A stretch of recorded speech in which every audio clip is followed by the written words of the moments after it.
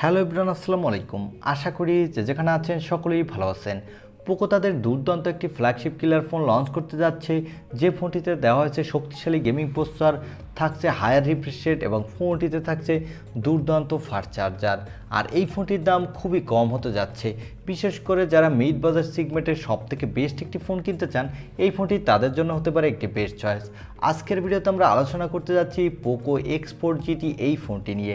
এই ফোনটি কবে বাংলাদেশ এবং ইন্ডিয়ার মার্কেটে অফিসিয়ালভাবে লঞ্চ হবে এবং এই ফোনটি বাংলাদেশ এবং ইন্ডিয়ার মার্কেটে কত দামে লঞ্চ হবে। এছাড়া জানিয়ে দেব এই ফোনটি বাংলাদেশ এবং ইন্ডিয়ার মার্কেটে যে দামে লঞ্চ হচ্ছে, এই দামে কি এই ফোনটি আপনাকে ভ্যালু ফর মানি প্রোভাইড করছে কিনা। এই সকল বিষয়ে ফুল ডিটেল জানতে হলে আপনাকে বলবো সম্পূর্ণ ভিডিওটি কন্টিনিউ করার জন্য। চলুন আর কথা না বাড়িয়ে চলে যাব মূল ভিডিওতে। তবে মূল ভিডিওতে যাওয়ার আগে আপনার কাছে ছোট্ট রিকোয়েস্ট, আপনি যদি আমাদের চ্যানেলটি প্রথমবার ভিজিট করে থাকেন তাহলে প্লিজ আমাদের চ্যানেলটি সাবস্ক্রাইব করে পাশে থাকা বেল আইকনটি প্রেস করে রাখুন। আর অলরেডি সাবস্ক্রাইব করে থাকলে থ্যাংক ইউ সো মাচ। প্রথমে আমরা এই ফোনটির লুক ও ডিজাইন নিয়ে কথা বলবো। এই ফোনটির ব্যাক প্যানেল দেওয়া হয়েছে গ্লাসের প্রোটেকশন এবং এই ফোনটির ব্যাক সাইডে থাকছে ট্রিপল ক্যামেরা সেটআপ। আর এই ফোনটির নিচের দিকে দেওয়া হয়েছে USB Type-C এবং স্পিকার। এবং এই ফোনটির সামনে দেওয়া হয়েছে একটি মিডল পাঞ্চল কাটিং সেলফি ক্যামেরা। আর এই ফোনটির উপরের দিকে পেয়ে যাবেন একটি 3.5mm হেডফোন জ্যাক।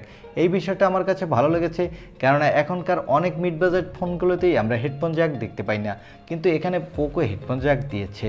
সো এই ফোনটির লুক ও ডিজাইন কিন্তু ওভারঅল ভালোই লেগেছে বাজেট বিবেচনায়। এবার আসে যাক এই ফোনটির ডিসপ্লেতে।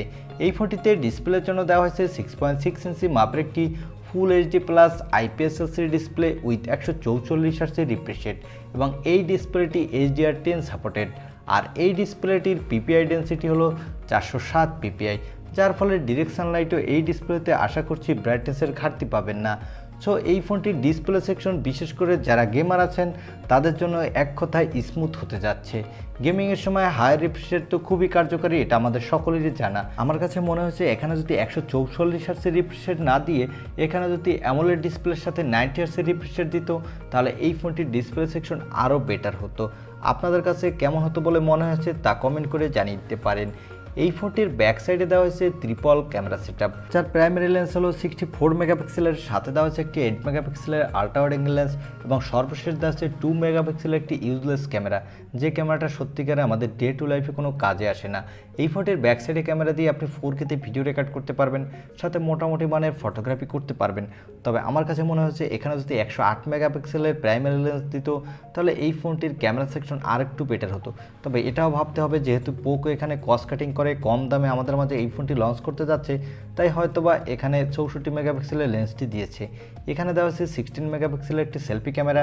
এই ক্যামেরাটিতেও আপনি ফুল HD প্লাস ভিডিও রেকর্ড করতে পারবেন, সাথে মোটামুটি ভালোই সেলফি তুলতে পারবেন।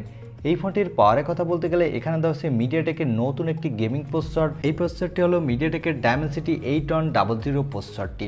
এই প্রসেসরটি একটি 5nm আর্কিটেক্টে বিল্ড এবং এই প্রসেসরটি দিয়ে আপনি PUBG, Free Fire, Call of Duty, Asphalt 9-এর মতো গেম হাই সিটিংসে আল্ট্রা মোডে স্মুথলি প্লে করতে পারবেন কোনো প্রকার ল্যাগ ইস্যু ছাড়া, সাথে দুর্দান্ত মাল্টিটাস্কিংও করতে পারবেন। এই ফোনটিতে আউট অফ দ্য বক্স দেওয়া হচ্ছে Android 12, এর ব্যাকএন্ডে দেওয়া হচ্ছে MIUI 13। এই দুটির মিলিত কম্বিনেশনে এই ফোনটির ইউআইও ভালোই ফাস্ট হবে আশা করছি। এই ফোনটিতে সিকিউরিটির জন্য দেওয়া হচ্ছে সাইড মাউন্টেড ফিঙ্গারপ্রিন্ট সেন্সর। আর এই ফোনটিতে ব্যাটারির জন্য পেয়ে যাবেন 5080 mAh একটি ব্যাটারি, সাথে পেয়ে যাবেন 67 ওয়াটের একটি ফাস্ট চার্জার। তবে এই ফোনটির দুঃখের বিষয় হলো এই ফোনটিতে থাকছে না কোনো extra dedicated micro SD card slot, যার ফলে আপনি আপনার স্টোরেজ বাড়িয়ে নিতে পারবেন না চাইলেও। এই ফোনটিতে দেওয়া হয়েছে LPDDR5 RAM, সাথে দেওয়া হয়েছে UFS 3.1 স্টোরেজ। এই দুটির মিলিত কম্বিনেশনে এই ফোনটি র্যাম এবং স্টোরেজ ভেরিয়েন্টটি দুর্দান্ত ফাস্ট হতে যাচ্ছে মিড বাজেটের ফোন হিসাবে। এই ফোনটি 3টি কালার ভেরিয়েন্টে মার্কেটে পাওয়া যাবে, ব্ল্যাক, ব্লু এবং সিলভার। আর এই ফোনটি 3টি র্যাম ভেরিয়েন্টে মার্কেটে পাবেন।